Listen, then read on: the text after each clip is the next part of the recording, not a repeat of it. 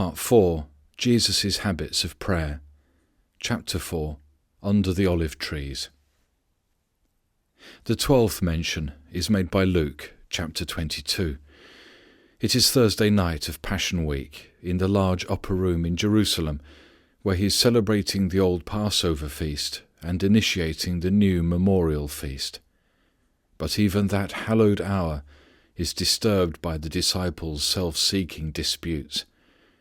With the great patience of great love, he gives them the wonderful example of humility, of which John 13 tells, speaking gently of what it meant. And then turning to Peter and using his old name, he says, "Simon, Simon, behold, Satan asked to have you, that he might sift you as wheat. But I made supplication for thee, that thy faith fail not." He had been praying for Peter by name. That was one of his prayer habits, praying for others. And he has not broken off that blessed habit yet. He is able to save to the uttermost them that draw near to God through him, seeing he ever liveth to make intercession for them. His occupation, now seated at his Father's right hand in glory, is praying for each of us who trust him. By name? Why not? The 13th mention is the familiar one in John chapter 17, and cannot be studied within these narrow limits, but merely fitted into the order. The 12th chapter contains his last words to the world. In the 13th, and through to the close of this 17th, he is alone with his disciples. If this prayer is read carefully in the Revised Version, it will be seen that its standpoint is that of one who thinks of his work down in the world as already done, though the chief scene is yet to come, and the world left behind, and now he is about re-entering his Father's presence to be reinstated in glory there. It is really, therefore, a sort of specimen of the praying for us in which he is now engaged, and so is commonly called the intercessory or high priestly prayer. For 30 years he lived a perfect life. For 3.5 years he was a prophet speaking to men for God.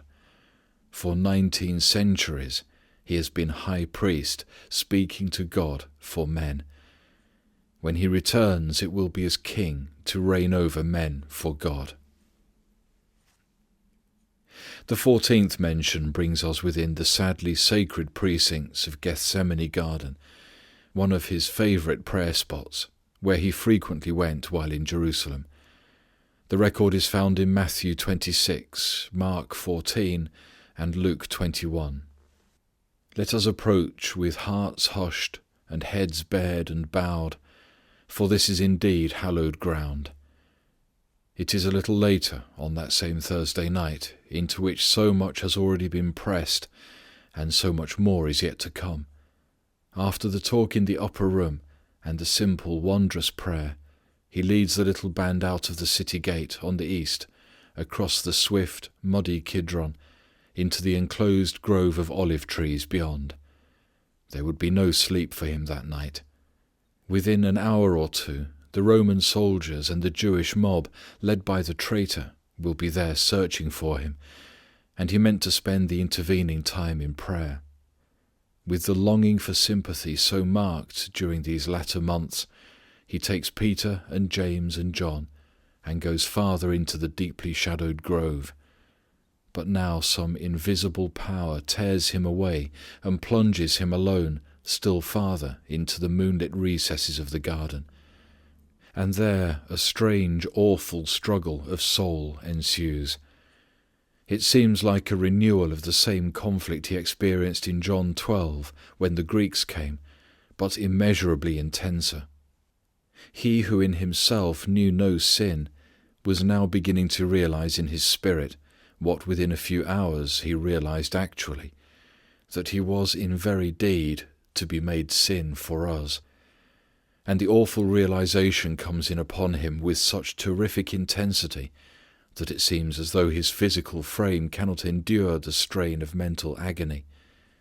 The actual experience of the next day produced such mental agony that his physical life gave way. For he died not of his physical suffering, excruciating as that was, but literally of a broken heart, its walls burst asunder by the strain of soul.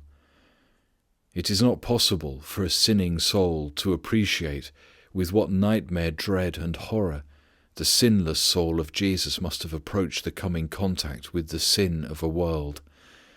With bated breath and reverent gaze one follows that lonely figure among the trees, now kneeling, now falling upon his face, lying prostrate.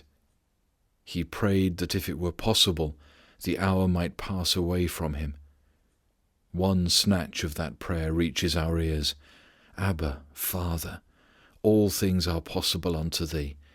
If it be possible, let this cup pass away from me. Nevertheless, not as I will, but as thou wilt. How long he remained so in prayer we do not know, but so great was the tension of spirit that a messenger from heaven appeared and strengthened him.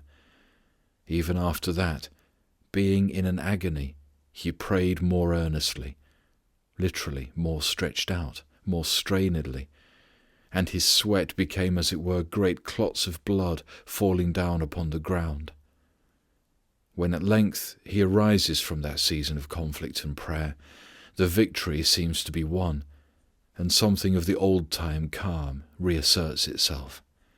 He goes to the sleeping disciples, and mindful of their coming temptation, admonishes them to pray, then returns to the lonely solitude again for more prayer. But the change in the form of prayer tells of the triumph of soul.